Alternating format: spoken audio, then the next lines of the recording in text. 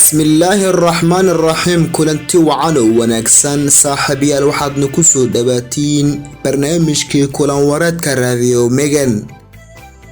waxaana si hordhaca idinku warami doono wariye jaamaca Siyaad Maxamed iyo anigoo aadan Mukhtaar aadan ah barnaamijka kulan wareedka qodobada aan maanta idinkuga hayno waxa uga dorkaroon Generaal Xuud oo ku dhawaaqay inuu wada hadal la furayo maamulka Hirshabeelle shalay ra'iisul wasaare wuxuu lahaa doorashaha boob ma yabulaha asaga boobka nagu bilaabay kursiga isaga yiraahna qaatay dadkii u tagay ku soo yiri mas'uuliyiintii ku soo yiri Suldaan kamid ah beelaha Soomaaliyeed oo ra'iisul wasaare Roble ku eedeeyay boob uu sheegay in lagu sameeyay kursi uusan saxiixeeda qaadan baarlamaanka UK oo Soomaaliland u aqoonsanaya dalka madax banaan Soomaaliya inteeda kale musharaxa xisbiga wadaniga ee Soomaaliland oo si kulul u cambaariyay weerar la sheegay in lagu dilay labay xubno ka tirsan xisbiga qaar kamid ah dhaqanka beesha habar cafaan oo dhankooda raali gelin ka bixiyay hadalkii ka soo baxay suldaankooda dadka Soomaaliyeed kan sidoo shal u siray in u siri karay la taa dadkan dad 4 sano ka la soo joogay oo soo bartay way ma siri karay xayawaano u maleeya agaasimihii hore ee Nisa oo si kulul uga hadlay khudbadii dhawaan uu jeediyay madaxweyne Farmaajo bogaadiyay talaabadii ra'iisul wasaare Roble ku sheegay in lagu celinayo lacagta ka xayiran Imaaraadka Carabta dhinaca kale waxaan idinkuga haynaa taariikh ku saabsan dhulka loo yaqaanay Itoobiya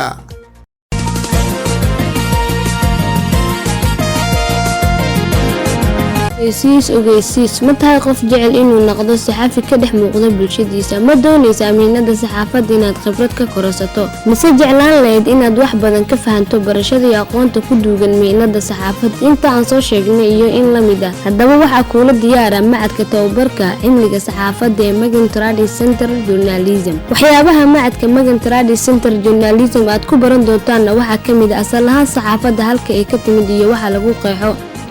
taariikhda saxaafadda qaabka loo diyaariyo loona qoro wararka sidoo kale waxa ku sii dheer habka loo hindisay muuqaalada ama qorooyinka cajiibka ah iyo qaybaha ay u qaybsanto saxaafadda waxaana ku baran doontaa muddo 3 bilood ah waliba adigoo tababar dheeraad ah ka helayo idaacadda Magan haddaba isdiiwaangelintu waa ay socotaa casharada waxaad ku qaadan doontaan qaab online ah hadda wixii faahfaahin dheeraad ah waxaad kala xiriirtaan telefoon lambarka furaha 26891 ama telefoon lambarka 610 ku bar saxaafadda muddo gaaban oo noqon saxafi khibrad dheer ka haysta saxaafad kaliya adigoo iska diiwaan gelinayo macadka tababarka cilmiga saxaafadda ee Magan Trading Center Journalism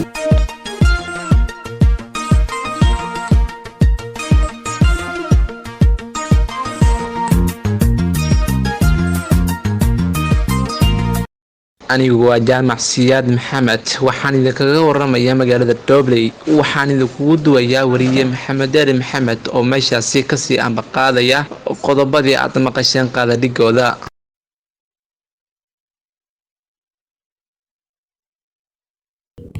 mahadsanid wariye jaamac Siyaad Maxamed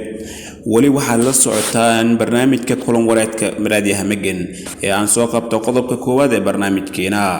suldaan kamid ah beelaha Soomaaliyeed oo ra'iisul wasaare Roble ku eedeeyay boob uu sheegay in lagu sameeyay kuraas uusan saxiixeeda qaadan sida warkan uu ku eegay wariye Aadan Zooya suldaanka beesha habar cafaan oo kamid ah beelaha Dirwaqooyi Suldaan Abiib Maxamuud oo shir jaraa'id ku qabtay Muqdisho ayaa ra'iisul wasaare Roble ku eedeeyay inuu boobayo kursiga Hobilow 115 oo kamid ah kuraasta beeshiisa ee golaha shacabka suldaanka ayaa sheegay in lagu been abuurtay oo magaciisa lagu saxiixay kursigaas markii dambana ay ogaadeen in ra'iisul wasaare Roble uu yahay gudoomiyaha kursigooda shirkayga jaraa'id wuxuu ku saabsan yahay kuraasi la boobay oo la dhacay oo aanan ogeyn meel ay ka yimaadeen oo cid aan la weydiinin oo beeshii aan la weydiinin oo nin kale aan la weydiinin ayaa la soo dhajiyay waana la boobay niman kursiga lahayn oo aan lahayn oo kursiga aan ku lahayn meesha xaq u lahayn ayaa loo qoray nabadoonna aanan ogeyn baa la qoray anigu waxaan ahay saxiixihii beesha habar cafaan suldaan abiib sheekh maxamuud baa la yidhaahdaa magac ilaa iyo carta anigaa wax soo xidhiyey ilaa carta ninka igu haystaa been ha sheega marka waxba laygama weydiin anoo waxba cid iiga weydiinin baa kuraasidii la kala googooyey waxaan u tegey nimankii maamulka waqooyiga waxaanu ahayn waqooyigu eshuu gooni ay lahaayeen ergawadaag wax la yidhaha baan leenahay 3 kursi baan leenahay beesha habar cafaan baa la yidhaahdaa anuu suldaankii baan ahay cuqaashii reerku waa nimankaa hareeraha iga jooga ee meesha iska lahaa ee kursiga iska lahaa waa kuwaas kuraasidii waa la kala googooyey niman xaq u lahayn baa ayaa loo sameeyey kursi baa la gooyaa la yidhi kursigaasi meelu ka yimid maqreeno waa la kala googooyey beeshu waraaqay saxiixda waxay yidhaahdeen cabdi xaashi baa loo geeyey mahdina waa loo geeyey waxaa la yidhi ergawadaag baan nahay haddaanu reer waqooyi sharcigaan hore baa loo ansixiyey 16kii ayaa la ansixiyey waan raadinay meeshuu ka yimiday meel kastaan maray cid kastaan ka daba tegnay waxa lana yidhi maxay haydaanay ra'iisul wasaaraha soo qoray cuqaashan ma suldaan buu reerka u yahay ma suldaankii reerka ra'iisul wasaaraha cuqaashana soo qoray liiskana soo gudbiyey guddiina waxay yidhahdeen isagaa noo soo gudbiyey oo yidhi qora kuwaan ka dhiga maaragtay cuqaashii anigan magacayga anigoo joogin baa lagu qoray meesha xaaraan ayaa loogu qoray shalay ra'iisul wasaare wuxuu lahaa doorasho haa boob maya buu lahaa asagii baa boobka nagu bilaabay kursigaa isagaa yidhi anaa qaatay dadkii u tegey buu ku soo yidhi mas-uuliintii buu ku soo yidhi annagana waxaan lagu yidhi kursigaas uu idinka tegey oo ra'iisul wasaaraha qaatay ra'iisul wasaaruhu kursiga masagaa iskale ra'iisul wasaaruhu kursigu waa 215 markaa wuxuu yidhi anaa qaatay siduu u qaadanaya ma isagaa le beel baa iskale baalkee wuxuu yidhi anaa saa u qoray anaana xoog ku qaatay cidiga daba hadlaysaana ma jirto ra'iisul wasaaraha markaan u tegnay ee lay odayaashii u tageen ee ay u tageen maxay mas-uuliyiintii reerka ka socotay wuxuu yidhi kursigaasi shalay baa cod la galay guddidaa codaynaysay cabdijabbaar ninka la yidhaahdo ayaan idhi ii codee wuxuu igu xidhay inaan kursigaa u gooyo markaa cabdijabbaar sidii baan yeelay kursigiina waan u gooyey anna sidaasaan ku saxeexay dhiilkaasaanan ku galay kursiga sidaasaanan maxay haydaanay aan ku gudbiyey buu yidhi oonan kaga soo noqonayn oo ninkaasi cod baan ku bedashay yidhi cod baan ku bedashay buu codkii waxaan ku bedashay guddida doorashada ee fiidka la dooranaya baan ku bedashay buu xubin ka mid oo annaga noogu jirtay baa ayaan cod ka siisto yidhi namana qabato taas waa xaaraan weeyaan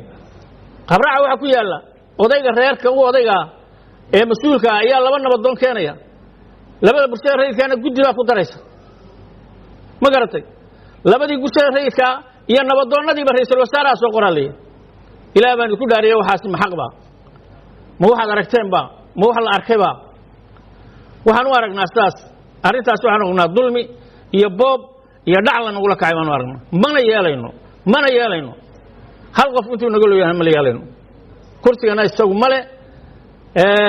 maxay roob la male nin kalena male kuka waxa iskale beesha habar cafaan iyadaa dooranaysa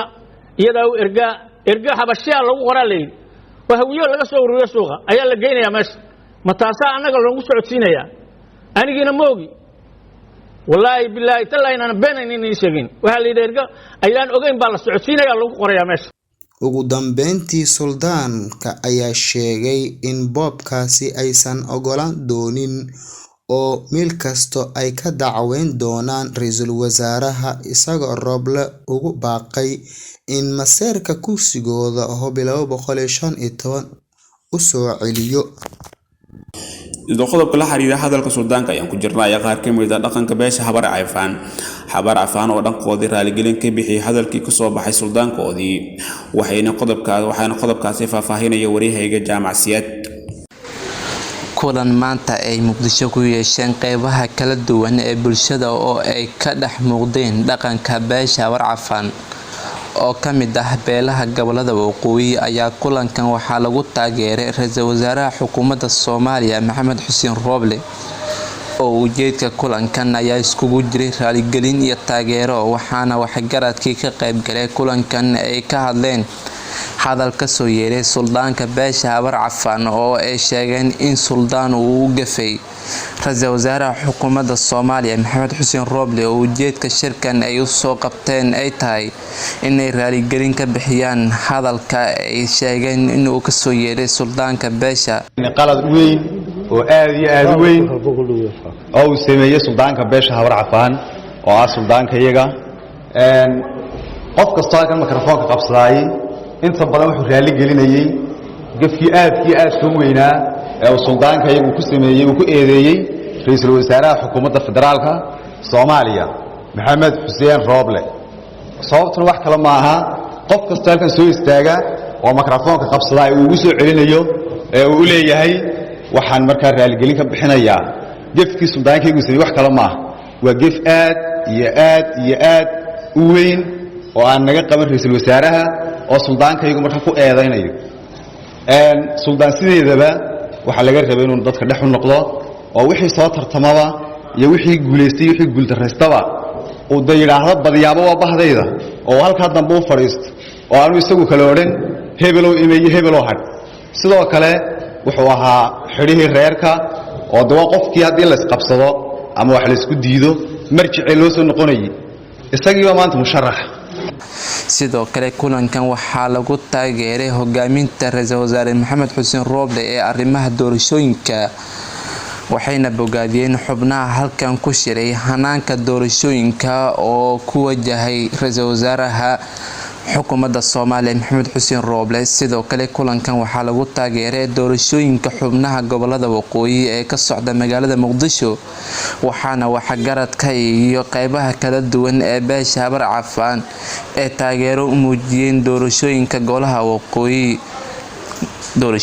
gobolada waqooyi iyo hogaaminta doorashooyinka dalka ee ra-iisul wasaare Maxamed Xuseen Rooble qaar kamid ah xubnaha dhaqanka iyo aqoon-yahanada ka hadlay kulankan waxay ay dhaliilo u jeediyeen suldaanka beesha waxaana ay sheegeen inay raaligelin ka bixinayaan hadal ka soo yeeray ayaa u tilmaamay in ay la dhacsan yihiin oo taageero buuxa u hayaan ra-iisul wasaare Maxamed Xuseen Rooble madaxweynaha Puntland Saciid Cabdilaahi Dani ayaa ismada Puntland ka codsaday in uu qardho kula kulmo waxaa faahfaahinta warkan sii eegay wariyahayga Adnaan Shimbirlaaye kadib dagaalkii ka qarxay magaalada Boosaaso 21 Diseembar 2021 ay ismada Puntland soo saareen baaq ku aadan horumarinta magaalada Boosaaso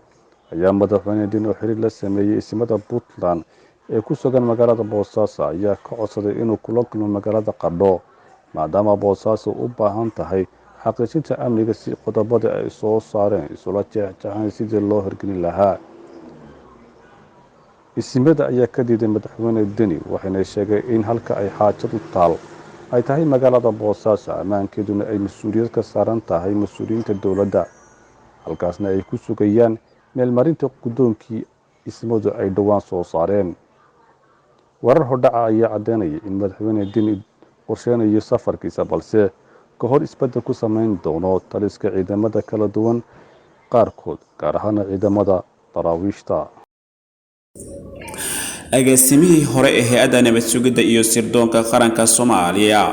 Cabdullaahi Maxamed Cali Sambalolshe ayaa madaxweyne Maxamed Cabdullaahi Farmaajo ku tilmaamay nin aan tanaasul been ah ku soo hogaamiyay dalkan Cabdullaahi Sambalolshe oo soo hadal qaaday khudbadii u dambeysay ee Farmaajo ayaa sheegay in dadka Soomaaliyeed uusan la hadlin balse beesha caalamku iska maslaxay isagu uu sheegay in beenta Farmaajo ay dadka barteen 5 sano ee xukunka uu joogay dadka Soomaaliyeed kan sidoo shal u siray in u siri koray la taa dadkan dad 4 sano ka la soo joogay oo soo bartay waa ma siri kari xayawaano u maleeya dad xayawaana oo xoolo ah oo waxba garanaynin oo saacadii raba oo isku oohinayo oo saacadii raba oo dilaayo oo saacadii raba masaakiin isaga dhigaayo saacadii raba wadan isaga dhigaayo inta kalena ayagu aqamihiin ayuu haystaa hadalkaas marka ninkaas nin tanaasulana ma ahan nin isa saxayna ma ahan nin wax xambaynayna ma ahan nin wax xasuusanayna ma dhanka kale Sambalolshe oo soo dhaweeyay go'aanka ra'iisul wasaare Rooble ku shaaciyay inuu Imaaraadka u celinayo lacagta ay haysato dawladda Soomaaliya ra'iisul wasaare horta wax kasta oo Farmaajo helay inuu saxo waajib saaran because anaga adduunka saaxiibtinimaan ka rabnaa colaadka ma rabno dawladdaanu dawlad burcada ma dawlad sidii isbaar ma u taala lacag iska dhacaysa ma jirto lacagtaanu lacag money laundry oo dad iska wata la iskama qabanin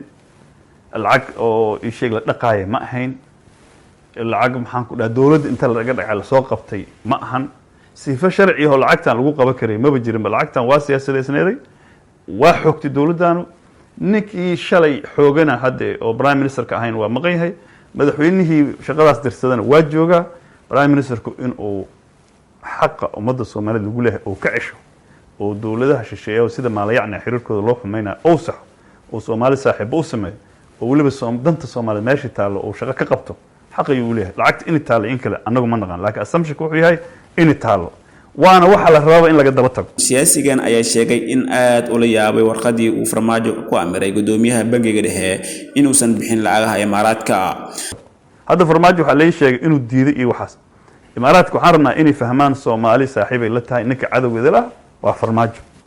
dana asaga u gooniyo iyo actual adeeg umad kale oo adeega ama dawlado kale oo cadow ku yahay wax Soomaali Imaaraad weliga historical mana culoobin mana dagaalin dhulna iskuma qabsan badna iskuma qabsan cirna iskuma qabsan siyaasad iskuma qabsan wax oo dagaal naga dhaxeyn lama arko waa mashruuc Farmaajo uu leeyahay oo dawladaha wixii asaga uu rabana kuwan yeelayna oo cadow oo ku level gareynayo kuwii asaga iyo xaraantu aaminsan la aaminsana oo soo dhaweysana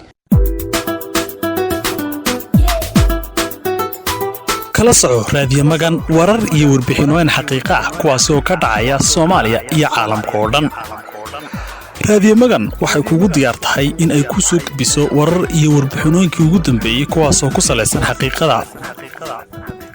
raadiyo magan sidoo kale waxaad ka heli doontaa barnaamijyo kala duwan kuwaas oo ku xiiso gelinayo isugu jira riwaayado iyo sidoo kale heeso fan iyo suugaan bale iyo waliba madadaalooyin kala duwan ciyaar dhaqameed iyo waliba suugaanta qaybeeda kala duwan haddaba raadiyo magan waxaad kala xidhiidhi kartaa ama aad ku raadin kartaa webkaanu internetka kulana ee www.facebook.radiomagan.com sidoo kale raadiyo magan waxaa ka go'an inay ku soo gudbiso musawirka dhabta ee dhacdooyinka caalamka iyo Soomaaliya oo dhan markasta iyo mar walba raadiyo magan waa maganteena waa tahay wali waxaad la socotaan ee barnaamijka kulan qoraadka oo dhaxda bartamaha ugu jirna General Xuud oo ku dhawaaqay in wada hadal la furayo maamulka Hirshabelle sida uu markaan uu ku eegayo wariye jaamacsiyaad General Abubakar Xaaji Warsame Xuud oo si weyn uga soo horjeedo Hirshabelle ayaa ku dhawaaqay inuu haatan diyaar u yahay inuu wada hadal rasmi ah la galo maamulkaasi iyo sidoo kale dawladda federaalka ee Soomaaliya waxaan maanta soo dhaweynaynaa General Biixi oo runtii ah saraakiisha soo fakirnay anagoo soo yaryar maantana daa wuxuu u yimid dan iyo maslaxad guud maxay tahay waa maslaxadu marka xaq naga maqan baadi goob ku nahay inaan helno tusno wadada loo maray lahaa asna uu tuso wadadan wax ku qaadan waa ka xumahay على جيتي وبدوني قبل كأبتدي سنة سووا ويلاي ما أنت السلام وين وكفر حسنة ناس وكفر حسنة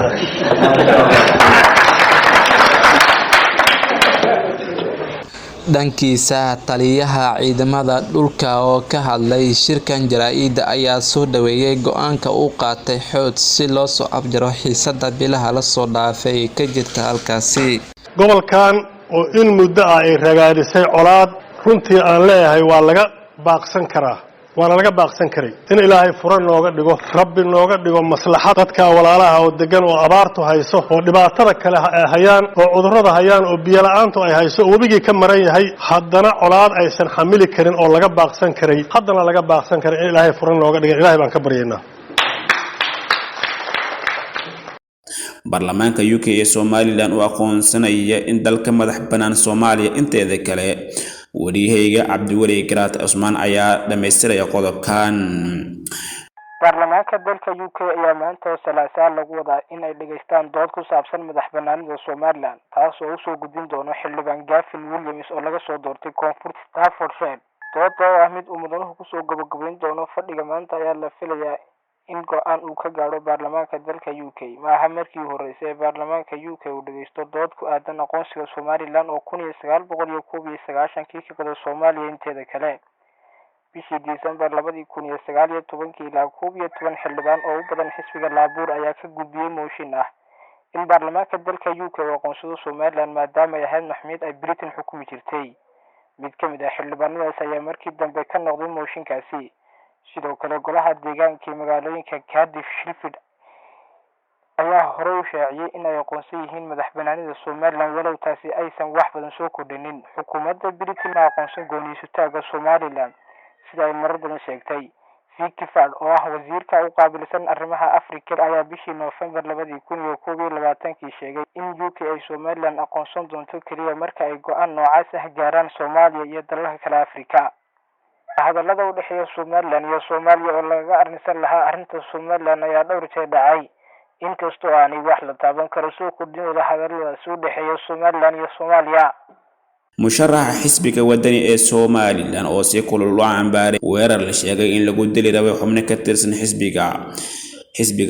xisbiga wadani Abdullaahi Cumar ayaana si ishi marinaya qodobkan. markaan waxaan eegnay dhanka iyo taariikhda maxaad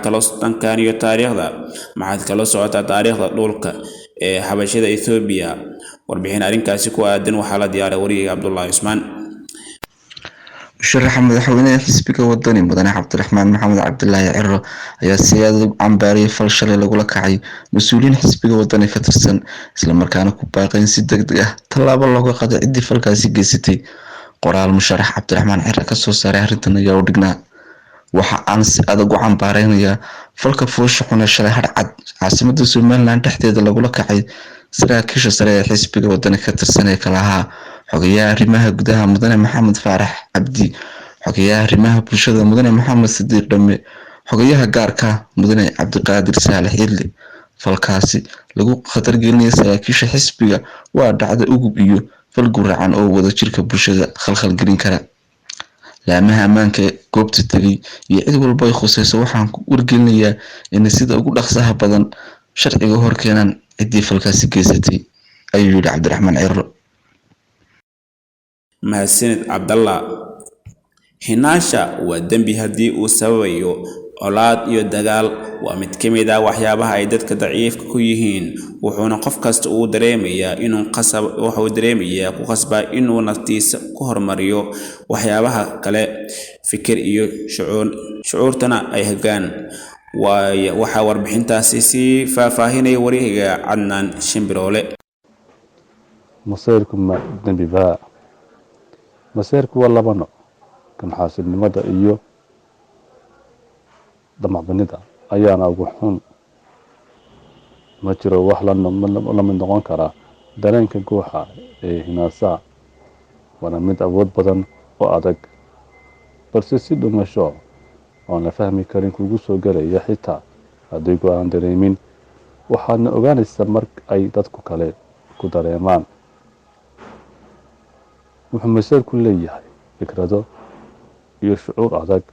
oo qofka uu hayo aanan dareemi karin. dadka kale qofka la jooga ayaa fahmi kara oo keliya. qof kasta mar ayuu dareema masayr, wuxuuna qofku noqon karaa mid aad u xanaaqsan ama dabeecad qallafsan. waxaana jirta mar aad faraxsan tahay, naftaada ku kalsoon tahay. hinaasaha waxaa saameyn xun ku leeyahay karaa nafteena iyo nafta dadka kale. sidoo kale waxaa jira noocyo masayr oo kala wanaagsan oo natiijo fiican leh. haddaba waxaa wanaagsan in qof kasta uu kala ogaan garanayo hinaasaha wanaagsan iyo midka xun ee saameynta ba'an geysan kara masayr iyo dembiga. haddaba muxuu yahay masayrka sida uu ka micneeyey qaamuuska afka Soomaaliga? masayrka waa cuqdo qof qaado marka uu ogaado qofka uu jeclaa inuu qof kale xiriir la leeyahay, iyo macnaha labaad oo ah u quuri waayo qofka kale waxa uu haysto oo loo quuri waayo. kaasi waa nooca hinaasaha ee badankeena aanu garanayno. waxaa jira macnayaal kale oo la siiyo sida xaasidnimada, dulqaad la-aan iyo khiyaano iyo xifaaltan. masayrku wuxuu ka dhashaa lamanayaasha dadka isla shaqeeya, walaalaha iyo kuwa isla degan. dadka dariska iyo xitaa kuwa aan is aqoonin oo marun meel ku kulmay. xilligan casriga ah waxaad arki kartaa qof maseersan qof uusan weligii arag, waxaana dhici karta in qofkaasi uu haysto waxa uu ka xanaaqsan yahay ama uu quuri waayey inay haysato noocyada hadda ugu xun. qaar ka mid a ereyada micnaha ah maseerka waxaa ka mid ah baqaynimo, damac badan iyo xaasidnimo. nooca ugu badan ee bini aadamka waa damac badan oo hinaasa sababa. haddaba midkaas waxaa ka dembiga ah ee aan wanaagsanayn wuxuunu ahaadaa qofka damaca badan waa xaasid oo dadka kale waxa uma ogola wixii wanaagsan oo qofkaasi isaga isla raba. taasna waxay keenaysaa maseer aan lasoo meel loo dayin. balse nooca lamaanaha wuxuu mararka qaar muujinayaa danayn iyo jacayl qofka. waa haddii uu yahay maseer aad dhibaato nafsi iyo mid maalba aan sababin. hinaasaha waa dembi haddii uu sababo colaad, dagaal, waana midka waxyaabaha dadku daciifka ku yihiin, wuxuuna qofku kasta oo dareemaya ku qasbaa inuu naftiisa ka hor imariyo waxyaabaha kale fikirka shucuurta ah ay hayaan. waxaase taasi sababaa ereyo iyo ficilo aan wanaagsaneyn. haddaba muhiimaddu waa in qof kasta inuu naftiisa ka warayo, waana inaan la ogolaanin shucuurta iyo fikirta inay ku hayaan. taasna waxay kaa celinaysaa in qof aad xaasid ku noqoto iyo xakamayn damacaaga. ugu dambeyntii waxaan soo gaarnay dhammaadka kulan wareedka maanta. waxaan idinla socodsiinayay anigoo ah maxamed yare maxamed. wariyaasha jaamac siyaad aadan zooya waxay lahayeen gundhiga barnaamijka. mahad ballaaran ha ka gaartay diyaarinta barnaamijka iyo farsamaynta. waxaa iga caawiyey ustaadkayga qaaliga al-ustaad ismaaciil. waxaana bahda megan oo isku duuban idinkaga tagaynaa sidaas iyo ammaano allah.